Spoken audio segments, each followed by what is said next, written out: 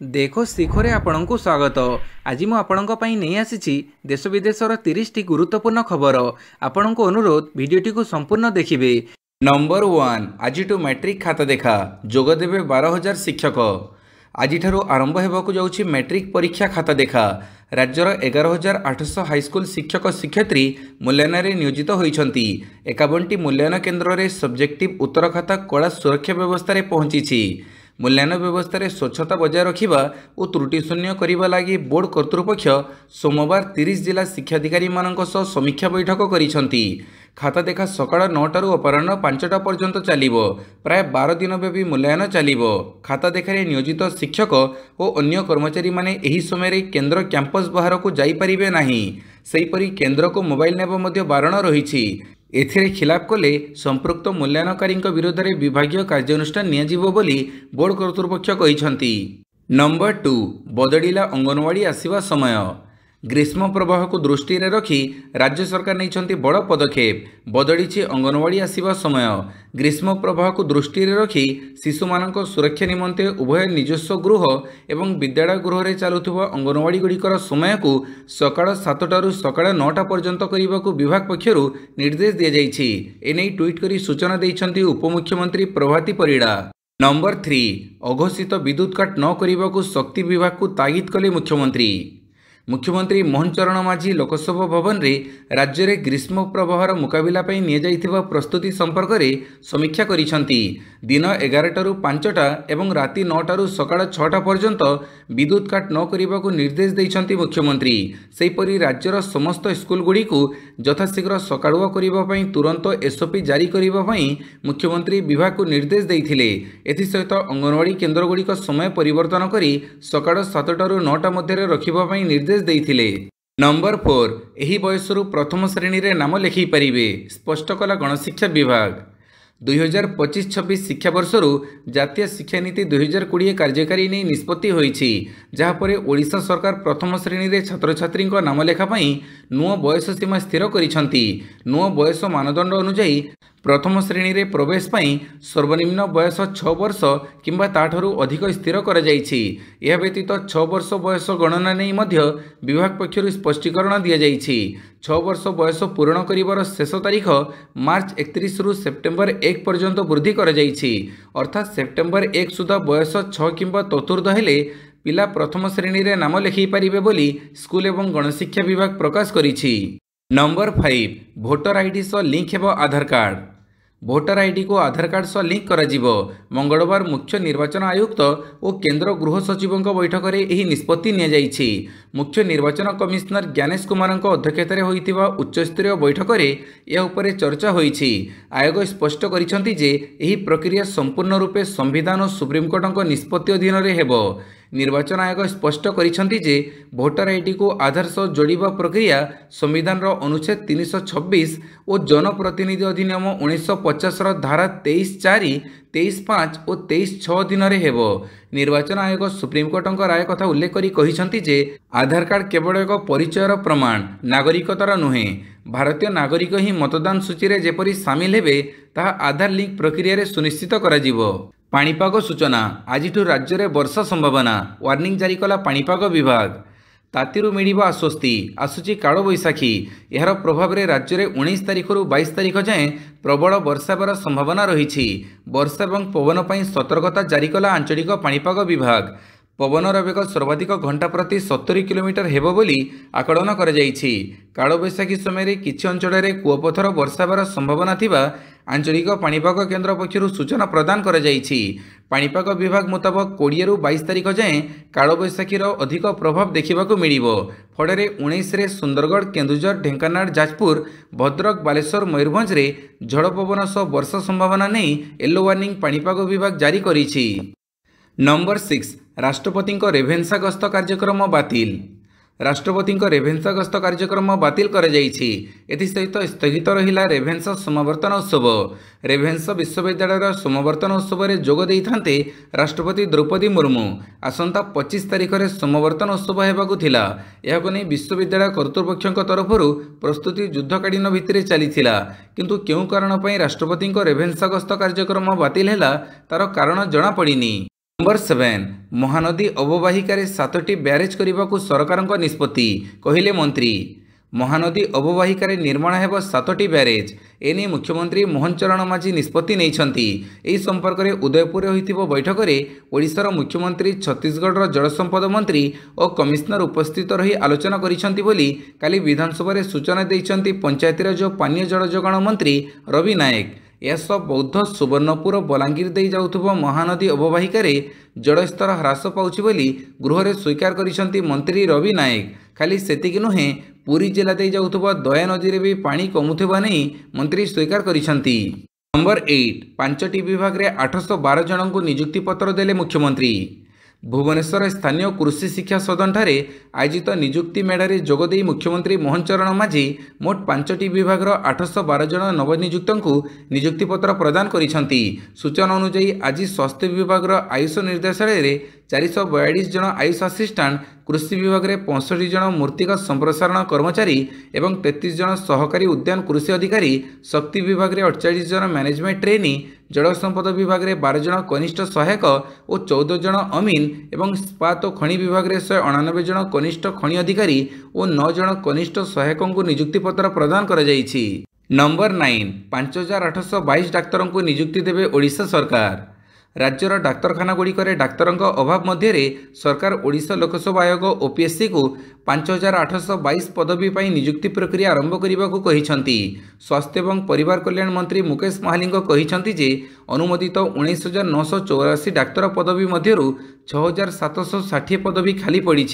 से आहरी मध्य कहिसेंति जे मुख्यमंत्री मोहन चरण माझी निर्देश पर यह अभाव पूरण करने ओपीएससी खूब शीघ्र 5822 डाक्तरों को नियुक्ति देवाई विज्ञप्ति प्रकाश करिवो। नंबर 10 आम ओडिशा नवीन ओडिशा अधीन हाथमरा होइनी 25,000 प्रकल्प। आम ओडिशा नवीन ओडिशा योजना अधीन प्राय 25,000 प्रकल्प एपर्यंत आरंभ होईना। काली गृह में पूर्व सरकार बहुपरिचित योजना नहीं किछि एपरि खुलासा करिसेंति पंचायतीराज और पानीय जल मंत्री रवि नारायण नायक। विधायक व्यंकटेश राय प्रश्नर उत्तर में मंत्री कहिसेंति पूर्व सरकार आम ओडिशा नवीन ओडिशा योजना अधीन मोट 90,624 प्रकल्प को अनुमोदन कर जाइथिबा बेले एबे भी विभिन्न पर्यायर कार्य जारी रही। एथिमध्यरु प्राय 42,000 प्रकल्प संपूर्ण होइथिबा बेले प्राय 25,000 एपर्यंत आरंभ होईना। नंबर 11 पीवा पानी प्रकल्प रे विलंब हेले एफआईआर। पीवा पानी प्रकल्प रे डेरी हेले सीधा मामला रुजु हेबो। ठिका कंपनी को भी ब्लैकलिस्टेड करा जिवो। काली पानीय जल प्रकल्प नहीं गृह रे किछि एपरि कड़ा चेतावनी दैछंती पानीय जल मंत्री रवि नायक। तेबे जेतेबेले बीजेडी विधायक रमेश बेहेरा प्रकल्प धीमा गति में चलुथुबो नै प्रश्न उठैथिले सेतेबेले मंत्री एहार कारण कही पूर्व सरकार उपरे बर्षिथिले। मंत्री कहिथिले जो माने चुक्ति स्वाक्षर करिथिले नुआ सरकार आसीबा परे एहार समयसीमा शेष हो जाइथिला। घटना जानिबा परे सरकार फाइन करिसंती। एबे 7 दिन भितरे कंपनी मुख्यों को डका होइछि। ठीक समय काम न कले कंपनी को ब्लैकलिस्टेड करा जिवो सहित सेमानक नारे एफआईआर रुजु करा जिवो। नंबर 12 आईएएस स्तर में अदल बदल कले राज्य सरकार। पुणी आईएएस स्तर में अदल बदल करिसेंति राज्य सरकार। 2011 बैच आईएएस अधिकारी के सुदर्शन चक्रवर्ती को ओडिशा राज्य नागरिक जोगाण निगम लिमिटेड परिचालना निर्देशक बा एमडी भाव में नियुक्त करिसेंति राज्य सरकार। से पूर्वर राज्य में लघु खनिज द्रव्य निर्देशक भाव में कार्य करुथिले। वर्तमान से 2013 बैच आईएएस अधिकारी शुभम सक्सेना स्थान नहीं जहां को ओडिशा रे कृषि एवं खाद्य उत्पादन निर्देशक भाव में नियुक्त कर जाइछि। सेहिपरि 2011 बैच समर्थ वर्मा को वैषयिक शिक्षा एवं तालीम निर्देशकों को क्षुद्र खनिज द्रव्य निर्देशक भाव में अतिरिक्त दायित्व दि जाइछि। वर्तमान से डीटीईटी निर्देशक भाव कार्य करुथिले। नंबर 13 भीषण ताती जलुछि बौद्ध सहर। मंगलवार भी पारा 43 डिग्री उपरे। भीषण ताती जलुछि बौद्ध सहर। प्रचंड ताती एबेठारु ही संतुड़ी हेलेनी सहरवासी। मंगलवार तातीरु त्राही मिडिनी बौद्धवासी को। पाणीपाग विभाग तथ्य अनुसार मंगलवार बौद्धरे सर्वोच्च तापमात्रा 43.6 डिग्री सेल्सियस रेकर्ड होईछि। सेपटे भुवनेश्वर पाणीपाग केन्द्र सूचना अनुसार 19 तारिख कालबैशाखी प्रभाव क्रमश बढ़िबो। फल तापमात्रा 3 ରୁ 5 डिग्री कमी पारे। यास 20 ରୁ 21 तारिख में कालबैशाखी नहीं 15 जिला को अलर्ट जारी कर जाइछि।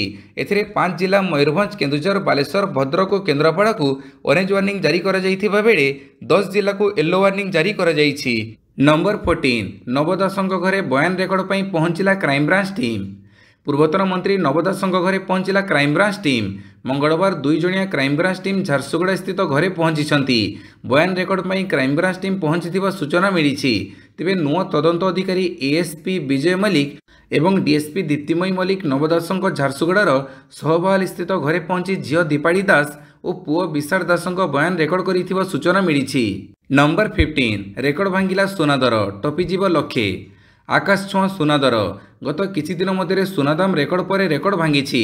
ମାର୍ଚ୍ଚ 18 ଅର୍ଥାତ୍ ମଙ୍ଗଳବାର ସୁନାଦାମ 90,000 ହୋଇଛି। 24 କ୍ୟାରେଟ୍ 10 ଗ୍ରାମ ସୁନାଦାମ 90,000ରେ ପହଞ୍ଚିଛି। ଗତକାଲି ଏହା 89,560 ଟଙ୍କା ଥିଲା, ଅର୍ଥାତ୍ ଦିନକରେ 440 ଟଙ୍କା ବୃଦ୍ଧି ପାଇଛି। 22 କ୍ୟାରେଟ୍ ସୁନାଦାମ 10 ଗ୍ରାମକୁ 82,500 ଟଙ୍କା ରହିଛି।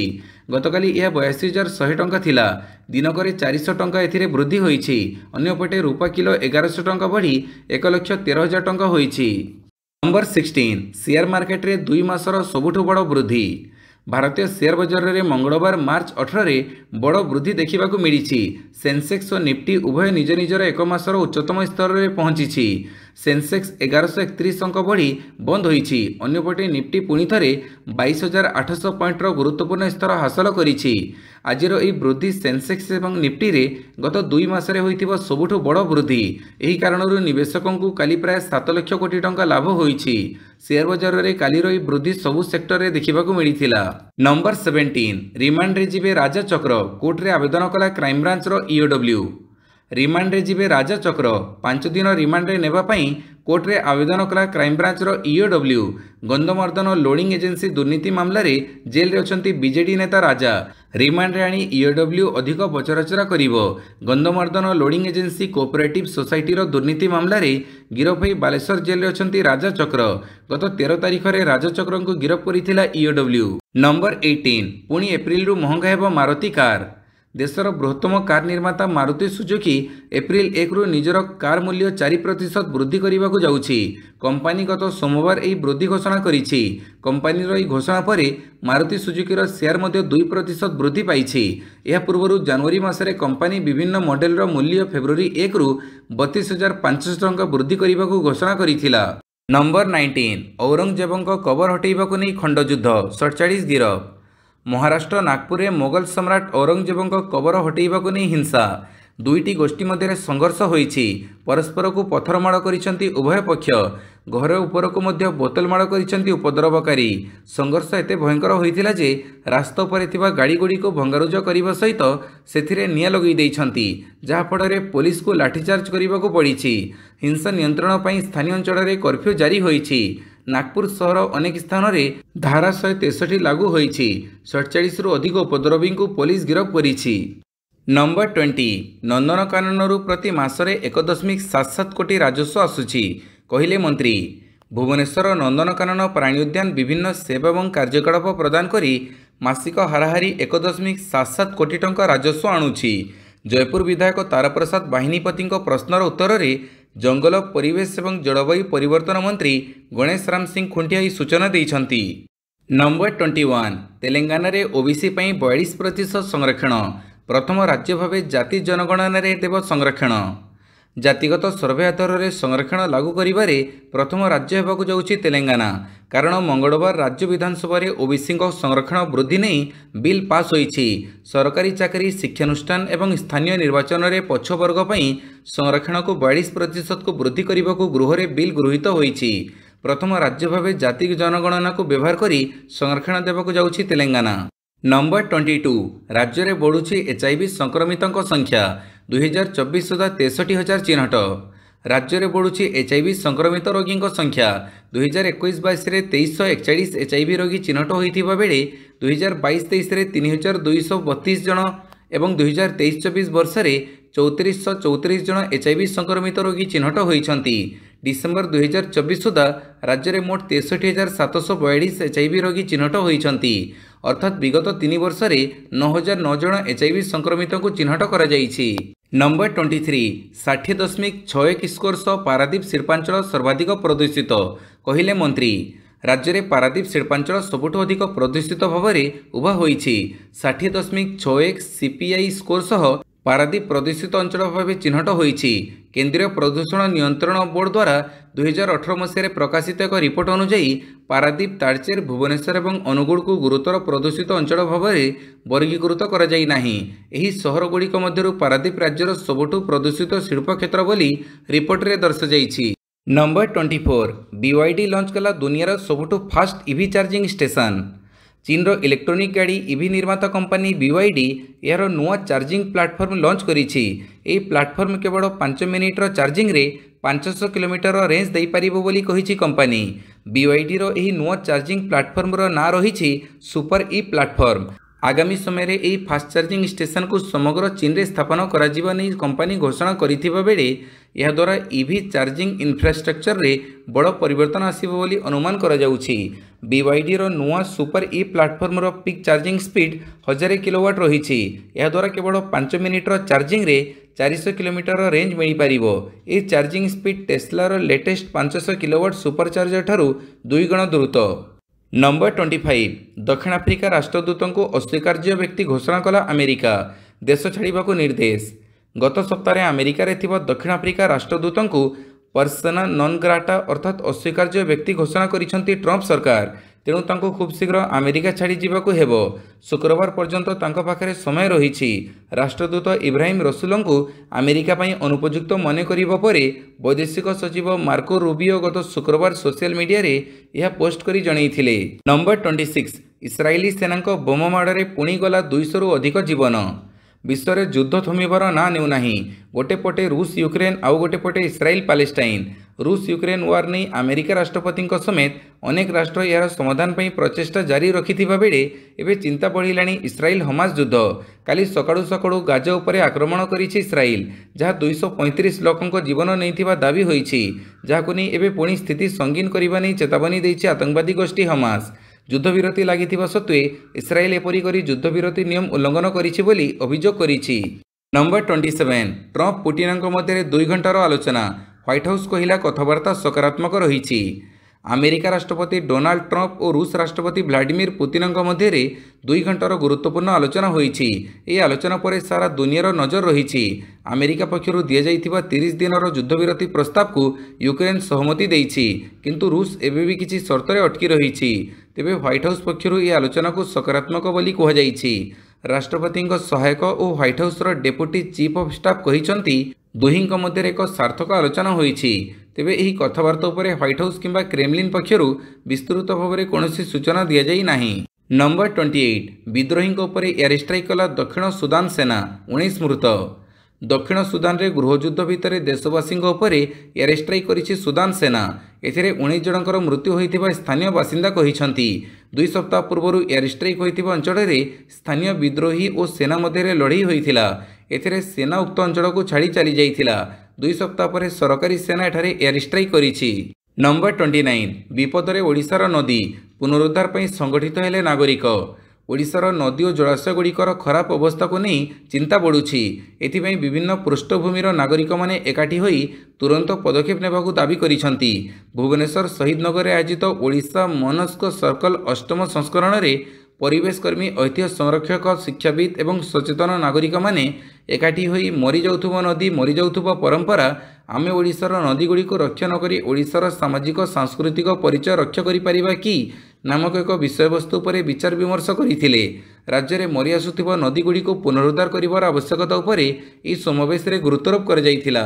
Number 30 Barabati floodlight Vibhrat OCR उत्तर में संतुष्ट नुहे क्रीड़ा विभाग। गत फेब्रुआरी 9 रे कटक बाराबाटी स्टाडियम रे भारत इंग्लैंड मध्य मैच खेला जाइथिला। तेबे मुकाबिला रे होइथिबा फ्लडलाइट विभ्राट जोगु ओडिशा दुनिया रे निंदित होइथिला। एपरिकी विश्वर सबुठु धनशाली बोर्ड बीसीसीआई को मध्य अपदस्थ होबाकू पड़िथिला। एने ओडिशा क्रिकेट एसोसिएशन को कारण दर्शाओ नोटिस जारी करिथिला राज्य क्रीड़ा विभाग। आउ ओसीए जो कारण दर्शाई से संतुष्ट नुहंती क्रीड़ा सरकार। बाराबाटी विभ्राट नहीं फेब्रुआरी 19 रे ओसीए देइथिबा रिपोर्ट संतोषजनक न हेबारु पुणी थरे रिपोर्ट मगा जाइछि। रिपोर्ट आसिले कार्यानुष्ठान पई सुपारिश करा जिवो। भिडियोटी को संपूर्ण देखिथिबारु बहुत बहुत धन्यवाद।